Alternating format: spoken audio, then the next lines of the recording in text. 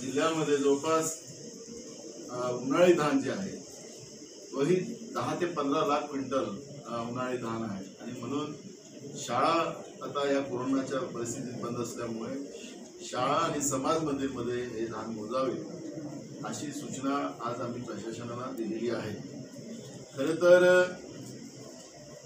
एक गोष्ट आपण पाहिली की राजकारणामध्ये केंद्रात असो की राज्यात असो व्यापारी वृत्तीची लोक जेव्हा येतात त्याचा परिणाम हा शेतकऱ्यांनाच भोगावं लागतं आणि म्हणून यावेळच्या या धान खरेदीमध्ये मोठ्या प्रमाणात आपल्याला ते स्थितीला पुढे जावं लागलंय। आमची भूमिका नेहमी शेतकऱ्यांच्या प्रती राहिलेली आहे आणि म्हणून आज प्रशासनाला आम्ही त्या पद्धतीच्या सूचना दिलेल्या आहेत की या पद्धतीची खरेदी व्हावी। पण आता तुमच्यावर आरोप लावला जात आहे की उन्हाळी धान खरेदी केलीच गेली नाही अजूनपर्यंत एकही क्विंटल नाही खरेदी केली। बरोबर आहे की मी मगाशी तुम्हाला सांगितलं की 10 लाख क्विंटल धान अजूनही बाहेर आहे जो पावसाळी फसलचा घेतलेला होता आणि त्याच्यामुळे गोडामध्ये जागा नाही। शासनाने जे काही आता परिपत्रक काढलं त्याच्यामध्ये जिथं जागा उपलब्ध असेल त्या ठिकाणी उन्हाळी धान घ्यावं असं परिपत्रक शासनाने काढलेलं आहे। आपल्याला लक्षात असेल की जी ऑनलाईनची जी परिस्थिती होती रजिस्ट्रेशन करावं लागतं त्यालाही आपण मुदत वाढवून दिलेली होती। त्याच्यामुळे अनेक शेतकऱ्यांनी आता या मुदतवाढीमध्ये रजिस्ट्रेशन केलेलं आहे। मका खरेदीमध्ये सुद्धा ते रजिस्ट्रेशन झालं नाही त्याचे आता मुदत वाढवून घेण्याच्या दृष्टिकोनातून मी सचिवांना आताच फोन लावलेला आहे। त्यांच्याशी संपर्क झाला तर मक्याच्या याच्यामध्येही मुदतवाढ करून त्याचं रजिस्ट्रेशन करून मी मगाशी सांगितल्याप्रमाणे ज्या ठिकाणी शाळा असती शाळा आता बंद असल्यामुळे शाळेच्या ठिकाणी हे खरेदी कराव्या या पद्धतीच्या सूचना आम्ही आता प्रशासनाला दिल्या। उन्हाळी धान केव्हापासून खरेदी सुरू? उद्यापासून। मग एक शासनाने मध्ये एक जी आर काढलेला आहे की तुमची ऑनलाईन जी काही तुमची नोंदणी झाली त्याचा अर्थ तुम्हाला तुमची माल खरेदी केल्या जाईल असं नाही। हा जो एक नवीन कायदा म्हणजे त्यांनी पत्रक काढलेलं आहे त्याविषयी काय सांगता?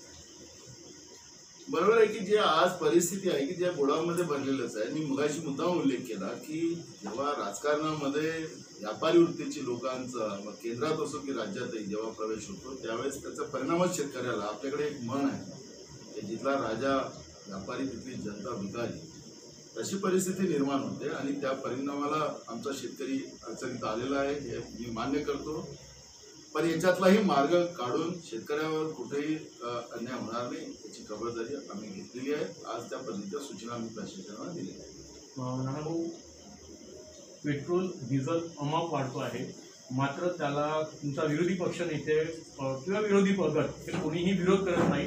एकंदरीतच असं म्हटलं जाते बीजेपीतर्फे की जे काही वाढ होत आहे ते तुम्हालाही मान्यता आहे म्हणून तुम्ही काहीच करत नाही। जे एखादे बेशरमच झाले त्यांना कुठली लाज आणि शरम या लोकशाहीतली राहिलेली नाही अशा ह्या प्रवृत्तीचे लोक हे बोलू शकतात। ज्यावेळेस डॉक्टर मनमोहन सिंग साहेबांचं सरकार होतं त्यावेळेस प्रत्येक बॅरल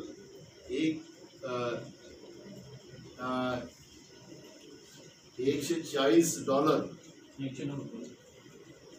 मध्ये 109 त्यावेळेस किंमत होती आणि आता आंतरराष्ट्रीय बाजारपेठेमध्ये कच्च्या तेलाचे भाव किती आहे हे आपण तफावत केली तर अर्ध्यावर आहे। मग त्यावेळेस 40 आणि 60 रुपयाला तुमचं डिझेल पेट्रोल मिळत असेल तर आज तुम्ही कार किमती वाढवता। 18 रुपये तुम्ही रस्ते विकासाच्या नावाने घेताय, 4 रुपये तुम्ही शेतकऱ्यांच्या नावाने घेताय, तो शेष डायरेक्ट 22 रुपये केंद्र सरकार आपल्या ताब्यात घेत आहे। 18 रुपये रस्ते विकासासाठी घेतात, जनतेच्या पैशानं पर लिटरवर तुम्ही हे पैसे घेऊन रस्ते बनवता आणि हे रस्ते तयार झालेले हे तुम्ही विदेशी कंपन्यांना 4 लाख कोटी रुपयामध्ये विकता। आता तुम्ही देश विकायला आणि लोकांचे खिशे कापायला निघाला। या पद्धतीनं आज देशाला लुटण्याचं काम तुम्ही करता हे लोकांना सगळ्यांना माहिती आहे।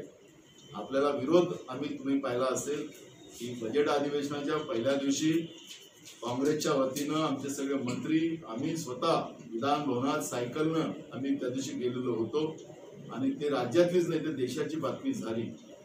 पण आता केंद्रात बसलेलं बेशरम सरकार, आणि तुम्हाला त्याच्याही पलीकडे सांगतो, बेशरम हा शब्द हा काय ते आमच्या नियमात बसतं की नाही, पण ती आपल्या इकडली भाषा आहे.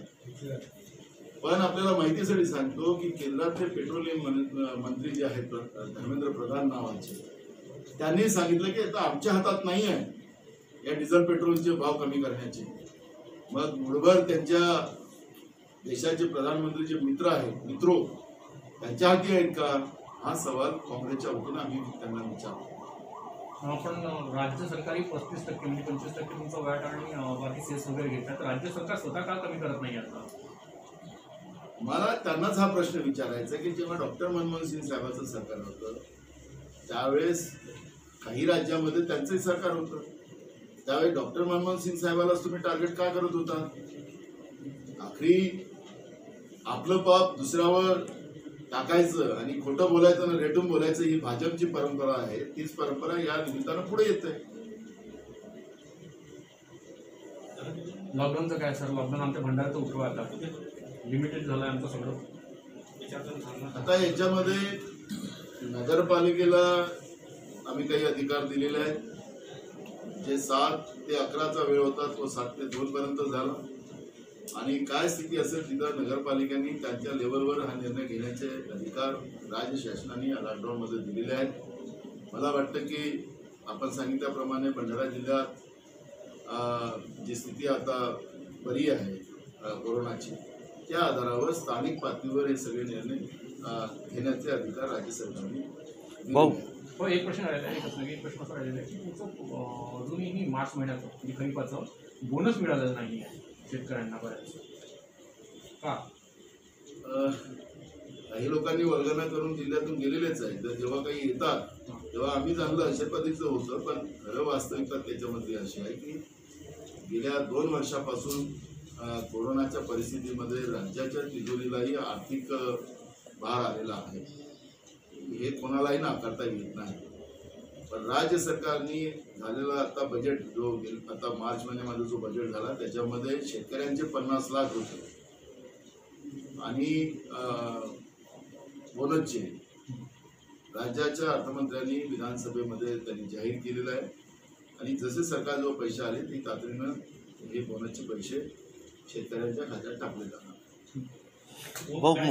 मराठा आरक्षणाच्या बाबतीतला सध्या मुद्दा खूप तापतो आहे आपल्या वर्गात नाही, त्यावरती काय भूमिका म्हणजे खास असं मला म्हणायचं. भाजपचं त्यावेळेच्या सरकारने, देवेंद्र फडणवीसच्या सरकारने जे खोटारडेपणा समाजामध्ये भांडवण्यासाठी प्रलोभनासाठी जो वापरलेला होता, निवडणुकी जिंकण्यासाठी त्यांनी केलेला प्रयत्न होता, तो प्रयत्न माननीय सुप्रीम कोर्टाने त्याचं खरंपण माननीय सुप्रीम कोर्टाने त्यांच्या निकालामध्ये जाहीर केलेला आहे. जेव्हा राज्य सरकारला जे अधिकारच नाही ते अधिकार वापरण्याचा प्रयत्न महाराष्ट्राच्या विधानसभेमध्ये मुख्यमंत्री पदाची गरिमा लक्षात न घेता त्यांनी कायदा बनवला, आणि म्हणून सुप्रीम कोर्टाने सांगितलं की 102वी घटना दुरुस्ती जी झाली त्याच्यामध्ये राज्य सरकारला आता कोणत्या जातीला खोटं टाकायचं हा अधिकार नाही, हे स्पष्ट मान्य सुप्रीम कोर्टाने सांगितलं. जो गायकवाड आयोग बसवला गेलेला होता त्या गायकवाड आयोगामध्ये सुद्धा तो फार्स होता अशा पद्धतीची भूमिका मान्य सुप्रीम कोर्टाने मांडलेली आहे. त्याच्यानंतरही सुद्धा भाजपची जी प्रवृत्ती आहे अजूनही खोटं बोलायची ती मराठा समाजाच्या लक्षात आलेली आहे. राज्य सरकारच्या वतीनं माननीय गव्हर्नर आपले राज्यपाल त्यांच्याकडे मुख्यमंत्र्यांसहित आम्ही सगळे गेलो. माननीय सुप्रीम कोर्टाने त्या आदेशामध्ये असं सांगितलेलं आहे की हे सगळं आता अधिकार केंद्र सरकारकडे आहे.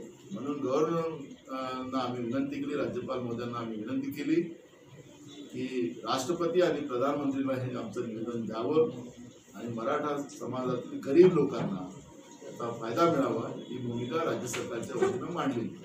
देवेंद्र फडणवीस यांनी ठाकरे सरकारला टोमणा मारलेला आहे की ओबीसीचे आरक्षणाचा मुद्दा पडत असताना महाविकास आघाडीचे नेते मंत्री मोर्चे काढत होते. फडणवीस किती खोटारडा आहे, भाजप किती खोटारडी आहे, त्यांच्या या आरोपातून सिद्ध होतं. आपल्याला लक्षात असेल की 2017 मध्ये सरसंघचालक मोहन भागवतजी यांनी बिहारच्या निवडणुकीच्या वेळेस सांगितलं होतं की आरक्षण हे रद्द झालं पाहिजे, म्हणून त्यांना आठवण करून दे. आज देशाचे प्रधानमंत्री जे आहे त्यांनी स्वतः मान्य केलं की मी संघाचा प्रचारक आहे. आता सरसंघ चालकांनी आरक्षण रद्द झालं पाहिजे असं सांगितलं. आता त्याच्या प्रचारकांनी काय करावं? जे प्रचारकांनी आरक्षण संपवायचा प्रयत्न केलेला आहे. ओबीसीचं जेव्हा आरक्षणाचा मुद्दा, राजकीय आरक्षणाचा मुद्दा माननीय सुप्रीम कोर्टात आला, तर त्याच्यातही माननीय सुप्रीम कोर्टाने सांगितलं केंद्र सरकारकडून आम्ही जनगणनेची आकडेवारी ओबीसीची मागितली, केंद्र सरकारने त्याला नाकारलं, त्यांनी दिलेली नाही. आज नेमकी ओबीसी संख्या किती आहे हे अजूनही आकडे आमच्याजवळ स्पष्ट नाही. जे 1931चे आकडे आहेत त्याच्या आधारावर जो निर्णय दिलेला आहे तो माननीय सुप्रीम कोर्टाने त्याच्या आधारावर दिलेला आहे. त्याच्याही पलीकडे जाऊन आपण सांगतो की लोकसभेमध्ये हा प्रश्न उपस्थित झाला तर देशाच्या गृहमंत्र्यांनी सांगितलं की आम्ही आकडेही देणार नाही आणि ओबीसीची जनगणनाही करणार नाही, हे लोकसभेमध्ये सांगितलं. मग हे सगळं स्पष्ट असताना विरोधी पक्ष नेते ओबीसीचे मुर्दे पाडल्यानंतर, मुर्दे कोणी पाडले? भाजपनी, भाजपच्या सरकारने. आणि ते आता ओबीसीचे मुर्दे पाडल्यानंतर उलट्या चोराच्या बोंब्या या पद्धतीने वागत असतील तर ओबीसी समाज आता बीजेपीला ओळखून आहे आणि त्याची जागा आता बीजेपीला निश्चितपणे येणाऱ्या काळात ते दाखवतील. ओबीसीचं नुकसान नेमकं कोणी केलं हे आता ओबीसी समाजाला त्यांनी सांगायची गरज नाही. तो काय सांगा, देवेंद्र फडणवीस आणि शरद पवार यांची सिंधुदुर्गला बैठक झाली, काही राजकीय शरद पवार साहेबांची तब्येत चांगली नाही आहे, ते दवाखान्यात भरती होते, भेटीला गेले असतील असा आमचा अंदाज आहे. दुसरं काय आता त्याच्यात?